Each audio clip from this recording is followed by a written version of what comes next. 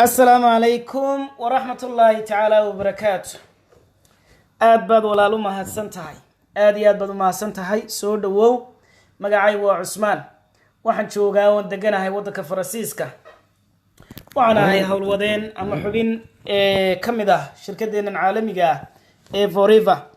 waxaan doonayaa inaan ku siiyo warbixin dhameystiran oo ku saabsan business-kan iyo sidaad uga faa'iideysan karto runtii waa business cid walba u furan aad baan ugu faraxsanahay inaad xiiseynayso ganacsi ballaaran oo adduunka dhan ka shaqeeya aad baan ugu faraxsanahay inaad dareentay isbedel inaad u baahan tahay aad baan ugu faraxsanahay inay ka go'an tahay inaad hore u socoto oo maanta noloshaad ku jirto nolol ka qiimo badan inaad samayso runtii aad baan ugu faraxsanahay waxa ka yimid isbedel gudahaaga ayaa bilaabmay insha Allah ta'ala waxa xigi doona ficilkii natiijaduna way noo xigi doontaa soo dhawow walaalayaal su'aasha koobaad ee warbixinteena aynu kaga jawaabi doono ganacsigeena Forever ama business-keena waxa weeyi ugu horeyn business-ka waa maxay su'aasha labaad ama qof kasta oo cusub isweydiinaya waxa weeyi maxay qabataa su'aasha saddexaad ee qof kasta oo cusub isweydiinaya waxa weeyi sidee baan uga faa'iideysan karaa ama si aan magaranaysaa horumar uga gaari karaa su'aasha ugu dambaysa qofku isweydiinaya waxa weeyi inta baad ka soo qanco waa sidee baan magaranaysaa uga mid noqon karaa insha Allah ta'ala company-gan magaciisa waxa la yiraahdaa The Aloe Vera Company Aloe Vera waxa loo yiri because waa company-ga ugu weyn adduunka ee soo saara geedka aloe vera ama dacarta company-gani waxa uu ku naanaysiisan yahay ama se uu caan ku yahay inuu dadka caadiga ah ay yani waa meesha dadka caadiga ah ay natiijaan caadi ahayn ay soo saaraan where ordinary people achieve extraordinary results waa meel dad yani shalay toolaadigo iska caadi ahaa noloshaada caadiga ku jiray dabaqada dhexe iskaga jiray aad horumar ballaaran oo runtii dadka kula nool iyo dadku yaqaanay muddo yar ka horba aan aqligooga galeyn aad ka sameyn karno way haddaba walaalayaal waxa jira waxyaabo runtii ma garanaysaay muhiim oo qofka bini'aadanka u baahan yahay had iyo jeerna uu ka fikirayo ko waxa kamid ah lifestyle-kiisa ama noloshiisa inuu qurxiyo qofka waxa kamid ah inuu ma garanaysaa family-giisa oo kale waqti la qaato waxa kamid ah inuu ma garanaysaa caafimaadkiisa uu had iyo jeer yahay qofku de waxa priority-ga waa mase uu muhiimsan insha Allah waxaan rajeynayaa inay noqon doonto meeshani dhammaan baahiyaadka aad dareemayso ee u baahan tahay bani'aadam ahaan inaad ka heli doono insha Allah haddaba haddii aan isku dayno su'aasha koobaad ee qofka walba isweydiinayo oo ku cusub ganacsigeenan ama business-keenan ku cusub waa maxay ganacsigani Forever walaalayaal ganacsigan Forever waa ganacsi ballaaran adduunka ka shaqeeya muddo 1900 iyo muddo gaadhaysa 42 sano waxa la aas-aasay 1978 waxaana aasaasay ninka inooga muuqda shaashada magaciisana la yiraahdo Regis Morgan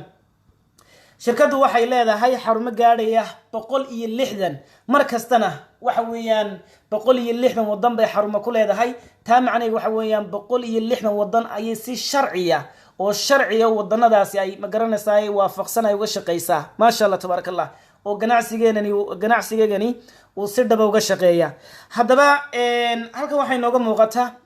centerka guud ama xarunta guud ee shirkadeenani ay ku leedahay wadanka Mareykanka ayaa shirkadan laga aasaasay hal wadan baa laga aasaasay hal qof ayaa aasaasay maantana waxa ka shaqeysa wadana gaadhaya 160 wadan isla markaana waxa ka faa'iideystay dad gaadhaya dhowr ilaa iyo 10 milyan dad ka badan ma sha Allah tabarakallah inaga Soomaali hadaan nahay walaalayaal waxaynu soo gaadhay sanadkii 2018 waxaan ina soo gaarsiiyay runtii walaalo aynu hayno qiimo weyn ahna lamaana Soomaaliyeed oo iyagu ganacsigan hadda ku jira muddo ilaa 12 sanadooda markay iyagu ka gaadheen isbedelkii nololeed markay iyagu noloshoodii ay horumariyeen business-kan ka faa'iideysteen ayaa waxay dareemeen baahi weyn in wadankeeni looga qabo ganacsigani go'aankaasna fikradaasina waxa weeyaan go'aankeygii way qaateen falilahi alhamdu xarunteeni ugu horeysay deegaanada Soomaaliyeed waxa laga furay magaalada Hargeysa Hargeysa waxay xarun u tahay guud ahaan deegaanada Soomaaliyeed waxaana ma garanaysaa borodaga Hargeysa yaala la gaarsiiyay dhammaan deegaanadeena Soomaaliyeed Hargeysana waxay si toos ah ugu hoos xiran tahay xarunta Dubai ee wadanka Imaaraadka Carabta ma sha Allah haddaba walaalayaal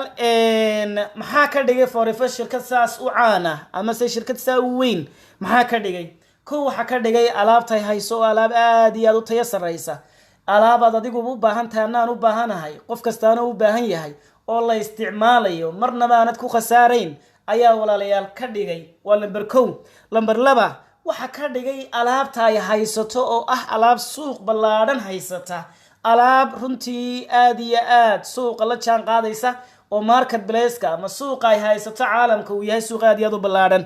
walaalayaal sidoo kale waxa ka dhigay shirkadan shirkad weyn oo caalamka intaasoo wadan ka shaqeysa oo intaasoo milyan oo qof ay jecel yihiin ka dhigay waxa weeye nidaamka ganacsi ee shirkadan ay leedahay oo ah nidaam u ogol dadku inay horumar sameeyaan oo ah nidaam haddii si dhabaad u geliso waqtigaaga iyo dadaalkaaga aad guulo waaweyn oo runtii aan xad lahayn aad ka gaari karno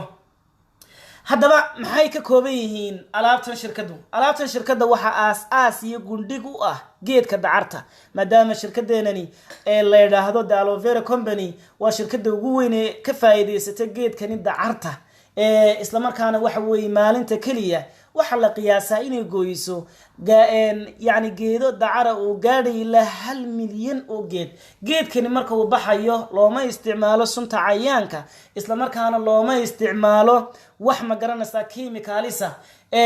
gacanta ayaana lagu guraa waa geed si fiican loo daryeelo lana ilaaliyo maasha Allah tabaarakallah marka alaabtani waa alaab aad iyo aad u tayo sareysa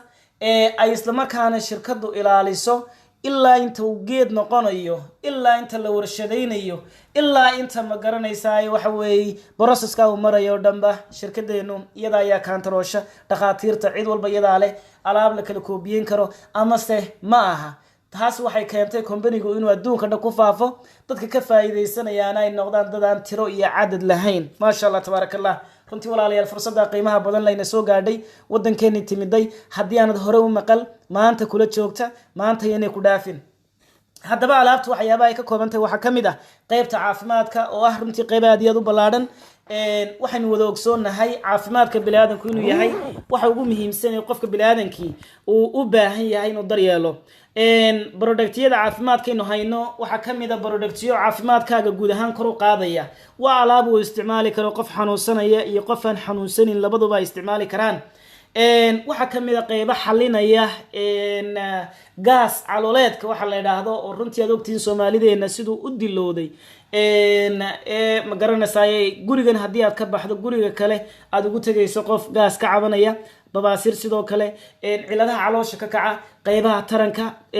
ragga iyo dumarka hormone balance productyo ka caawinaya maasha Allah oo vitamins ah oo runtii caafimaadka kor u qaadaya wax dhibaan lahayn oo dabiici oo natural ah ayaa walaalayaal alaabteena kamid ah dadka jilbaha iyo ka cabanaya ma garanaysaa dhaqdhaqaaqooga oo xadidan ama se waxa weeyaan jilba xanuun ka cabanaya iyagana productyo loogu talagalay ayaa shirkadeenu inoo haysa waxa kamid ah alaabaha inoo hayna dadka macaanka iyo dhiigkarka iyo beer subaga waxyaabahaas oo dhan qaba alaaba difaacooga iyo caafimaadkooga kor u qaadaya oo ay isticmaali karaan ayaa walaalayaal kamid ah maasha Allah qaybta labaad aynu hayno waa qaybta loo yaqaano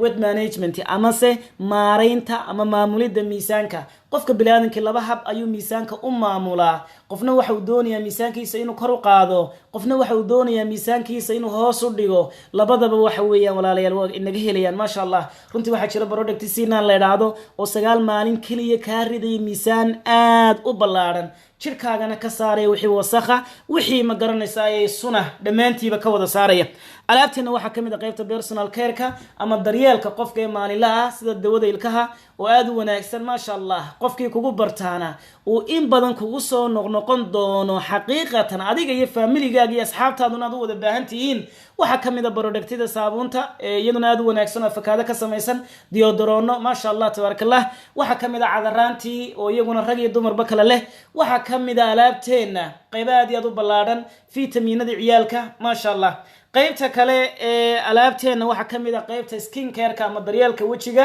iyo jirka labadaba daryeelka wajigu runtii waa qayb aad iyo aad u ballaaran waxaynu ognahay walaalayaal in dadkeenu yihiin dad aad iyo aad chemicals u isticmaalay dhibaatooyin fara badan ay ka dhaxlay ma garanaysaa chemicalskii faraha badnaa barodhigada aynu hayno waa barodhigtiyo ka caawin doona quruxdaadii hore oo dhan inay soo noqoto haddii wejiga haar ay kugu keentay chemicalskii ama se qoraxdii faraha badnaydba maadaama dhulkeenu yahay dhul aad iyo aad u kulul barodhigtiyo ka caawinaya ayaa kamid ah finan hadday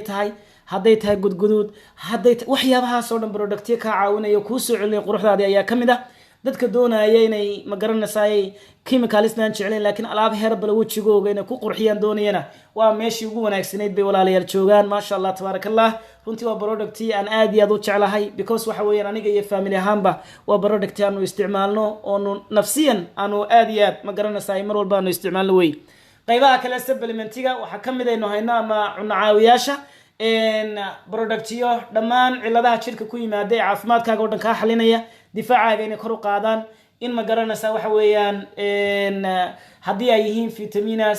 vitamin c oo kale maasha allah productyadaas oo dhan baa inoogu jira alaabteena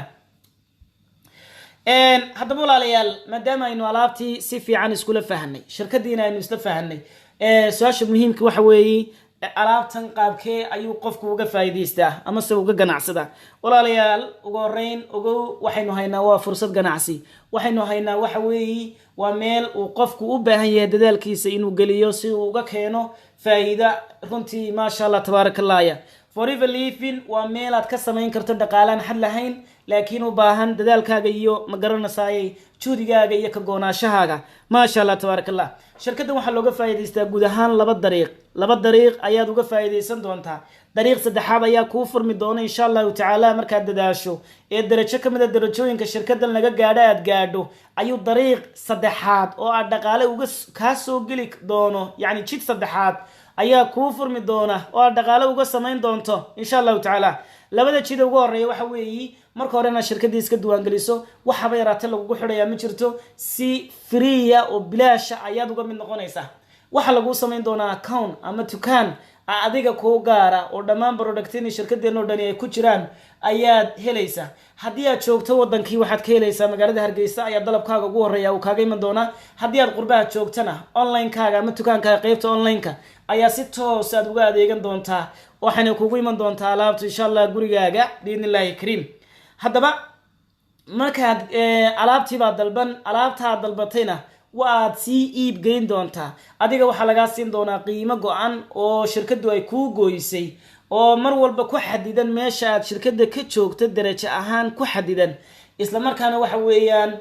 markaad gaadho darajada koowaad shirkada ilaa darajooyin muhiim ah ayaa jira 4 jeer ayay qiimo dhimistu dhacdaa waa darajada koowaad darajada labaad darajada saddexaad iyo darajada afraad bay qiimo dhimistu isbedeshaa marka darajada koowaad marka aad gaadho waxaad heli doontaa 35% discount waxaanad u gudbi doontaa qiimaha jumlada ee dadka laga siinayo ayaad u gudbi doontaa taasoo macnaheedu tahay $100 alaaba hadaad qof ka iibiso inaad ka faa'iideyso $35 oo faa'iida maasha Allah tabaarakallah sidoo kale walaalayaal walaalo kale ayay ku ogashaa shirkadu inaad ku soo xidho oo waxay ku leedahay alaabta kaliya suug inaad faa'iido ka heshay sidoo kale dad kale iyaguna alaabtan suuqeeya oo iyaguna magaalada galiyo macaamiil iyaguna sameeysta macaamiishooda ka iibiya waxa ay shirkada ka iibsadaan markaa ee account-kooga ama kaarka ay shirkadan siinay ku iibsadaan waxa ay ka iibsadaan haday 100 tahay haday 300 tahay iyo haday 400 tahay iyo haday kumayaal tahay waxa ay iibsadaan baad percentage ama wax ku yeelanaysa guud ahaan labada dariiq ayaynu uga sameeynaa insha Allah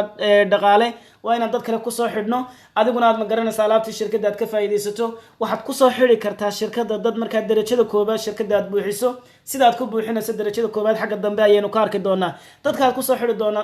aad ku soo xiri doontaa waxay noqon doonaan dad teamkaagiya adigu aad maamusho oo groupkaagiya ayay noqon doonaan insha Allah taala maxaa kamid ah faa'iidooyinka groupkaaga waxa kamid ah walaalayaal kow ma garanaysaay waxaad heli doontaa ma garanaysaa tababar caalami ah ma taqaana dhaqaalaan xad lahayn ayaad sameynaysaa oo ka sameyn doontaa uma baahnid ma garanaysaa inaad dukaan aad leedahay saacada doontana waad shaqeynaysaa ma sha Allah tabaarakallah waxa weeyaan walaalayaal sidoo kale faa'iidooyinkayga waxa kamid ah adduunka dhanba ku furan inaad ku dhex ganacsato because forever ama company-gani waxa uu joogaa ilaa iyo 160 wadan buu joogaa intaas oo wadan ayaad alaabna ka iibin kartaa dadna aad ka soo duwan gelin kartaa oo shirkada aad ku soo xiri kartaa insha Allah taala waxa kamid ah walaalayaal ilaa iyo dhaqaalaha loo yaqaano royalty income ama dhaqaalaha boqoradu ay qaataan inaad ka gaadho forever waa macquul wax kastaana waxay macquul yihiin markaad aaminta adigu inaad aamini doontana aad iyo aad baan ugu kalsoonahay insha Allah waxa kamid ah walaalayaal sidoo kale hadiyado qaali ah oo shirkadu ay bixiso dhammaan waxyaabahaas oo dhan waxa ku sahli doona waa dadaalka adigu aad sameynayso iyo dadaalka teamka aad sameyn doontaa ay sameyn doonaan weey haddaba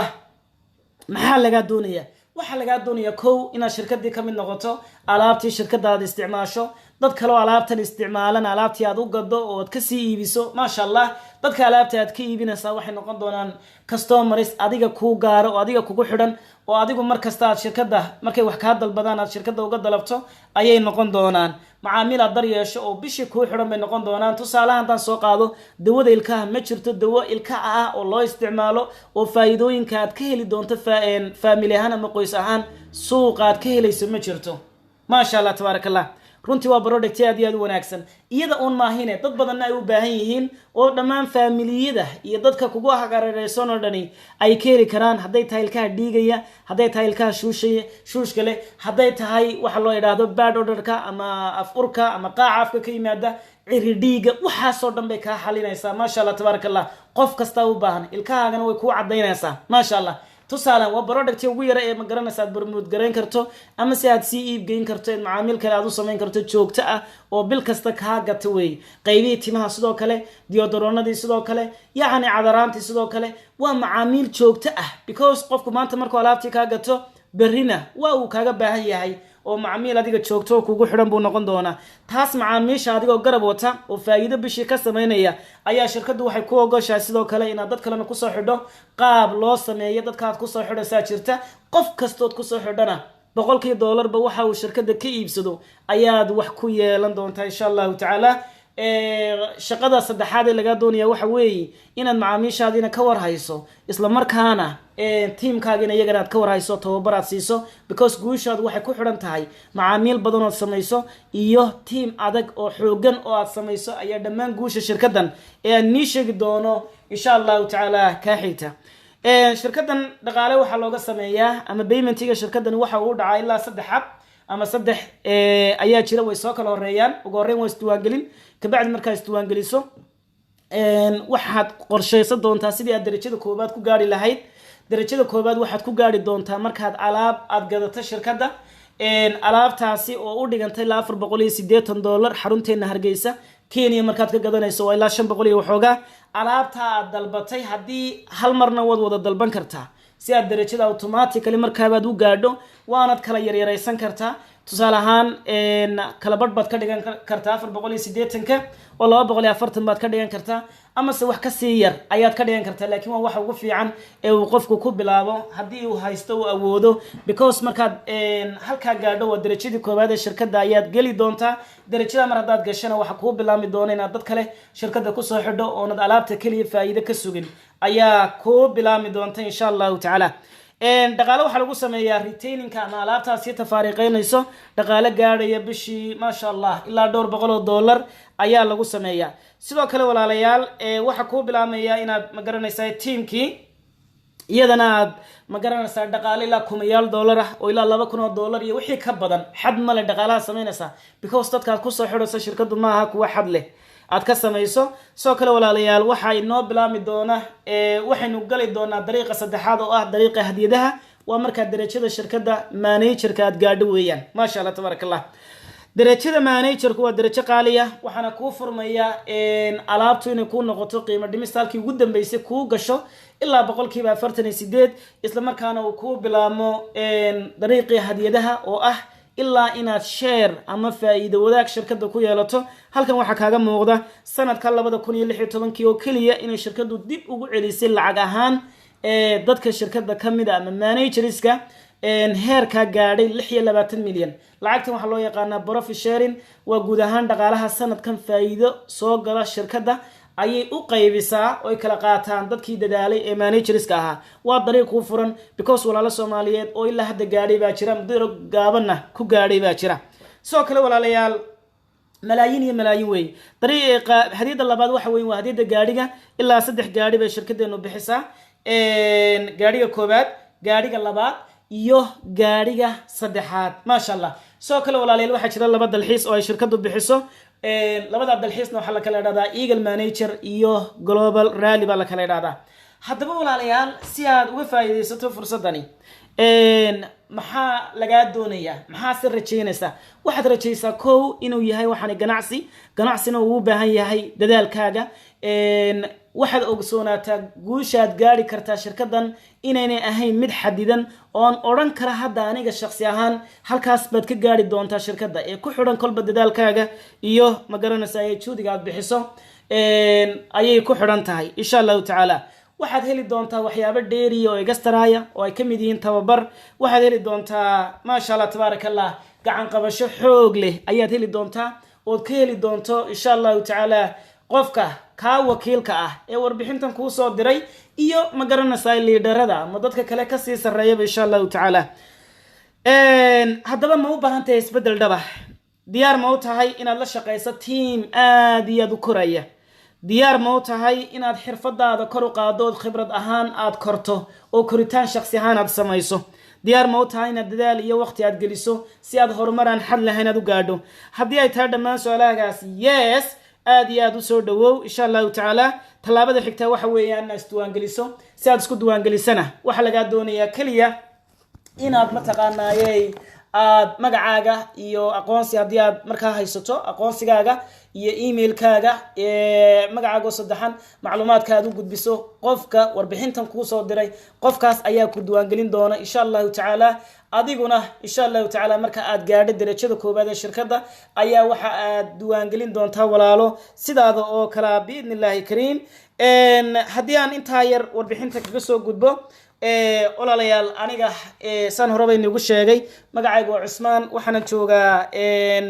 wadanka Faransiiska ayaan joogaa maasha allah tabaarakallah waxaan ka mid ahay walaalaha Soomaaliyeed ee businesskani runtii uu saameynta weyn uu ku yeeshay noloshoodii ku bedelay baan ka mid ahay wadankii baan ka bilaabay ganacsigani alxamdulillah waxaan xilligaa shaqaale maantana waxa weeye waxaan geliyaa waqtigayga oo dhan ayaan geliyaa shaqooyinkayga kale oo dhan faraha ayaan ka soo qaaday waxa aan noqday darajada afraad oo loo yaqaano darajada managerka shirkadani bishii December ee 2019 bishii saddexaadna gaadhigii koobaad baan helay isla sanadkan hadda sii dhamaanaya maanta way tahay yani ilaa 26 bishii December sii dhamaanaya bishiisii saddexaad ayaan helay gaadhigaygii koobaad oo la dhaqaala 14 kuna masha Allah guud ahaan marka la isku geeyo gaadhigii labaadna waxaan ku guuleystay bishii shanaad dalxiiskayga sidoo kale senior manager waqtigaas aan noqday alxamdulillah bishii toddobaadna waxa ii suura gashay inaan dalxiiska Global Rally la yiraahdo iyadana aan galo isla shanaad laftigeyga dalxiiskii Eagle-ka ayaa ii suura galay maasha Allah tabaarakallah waxa ii suura galay isla bishan hadda aan ku jirnana inaan chairman bonuskii iyo runtii ma garanaysaa Global Rally level aad iyo aad u muhiim ah oo aad tababarka ku qaadan doontaan inaan iyadana ayaa ii suura gashay insha Allah tacaala dhamaan waxyaabahaas ay suura galay kaliya aniga horumar ma sameyn laakiin walaalo badan oo businesskani runtii muddo kooban ku jiray qaarkood 6 bilood ku jireen qaarkood ay ku jiraan muddo aad iyo aad u kooban ayaa maanta waxay ka gaadheen guulaan xadidnayn oo aad iyo aad u ballaaran maasha Allah tabaarakallah hadda halkan waxaan rabaa bal in yar inaan ma garanaysaa laga yaabo inay dhiirigelin ku samayso waxaan rabaa in businesskaygu meelaha maanta ka shaqeynayo aan kula wadaago hadda income-kayga yaraa u dambeeyay weeyaan bishii ma garanaysaa tobnaad waddanada maanta ganacsiga ka shaqeynaya waxa kamid ah ilaa iyo wadano badan dhowr iyo 10 wadan halkan ilaa 13 wadan ayaad arkaysaa oo bishii hadda tobnaad oo income iiga soo dhacay alxamdulillah income-kaas oo bishaas maadaama ganacsigu meesha ugu ballaaran yahay tahay Imaaraadka 21 buu ahaa masha Allah bishii tobnaad Imaaraadka ARE-da weeyi soo kale walaalayaal Germany masha Allah iyadana waa taas oo 87 euro because euro isticmaalaan Kenya wata masha Allah tabaarakallah runtii walaalayaal waxa weeyaan businesskani aniga un maaha business noloshiisa uu bedelay laakiin waa business bedelay kumayaal Soomaaliyeed meel ali meesha doontana aad kaga shaqeysan doonto adduunka dhan dhaqaale inaad samayso shirkadanina ma aha wax ku xiran ma garanaysaa ku xiran shuruud kaliya wuxuu u baahan inaad isdiiwaangeliso alaabtii aad dalbato darajooyin baa la gaadhaa shirkadan waxay isticmaashaa lacag u gaara lacagtana waxa la yiraahdaa CC markaad darajada koowaad ee shirkadda waxaa lagu gaadhaa 2 cc 2 cc markaad buuxiso ayaad darajada koowaad gaari doontaa waxaanad faa'iidi doontaa 35% discount isla markaana waxaad faa'iidi doontaa inaad walaalo kale ku soo xidho businesskan oo uga faa'iideyso insha Allah dhaqaalaha aad sameynayso walaalaha aad ku soo xidhasaana ma aha mid xad leh waxaad qaadan doontaa tababaro fara badan insha Allah walaalayaal waxaan rajeynayaa inaad go'aan qaadatay waxaan rajeynayaa isbedel dhab ah aad diyaar u tahay waxaan rajeynayaa inaad diyaar u tahay inaad nala shaqeyso waxaan rajeynayaa inaad diyaar u tahay runtii inaad la faa'iideysato walaalo badan oo adduunka meelo kala duwan jooga maanta ani teamkaygu waxay joogaan qaarkood Mareykan bay joogaan qaarkood Germany bay joogaan France bay joogaan yani adduunka intaas oo wadan ayay wada joogaan walaalo Soomaaliyeed oo ganacsigan ku caawiyay soo dhawow aad baad u maasan tahay waxaan jeclahay inaynu ku kulanno tababarada insha Allah ta'ala iyo ma garanaysaa habka businesskani u sii wadi doonto wassalaamu calaykum wa rahmatullahi ta'ala wa barakatuh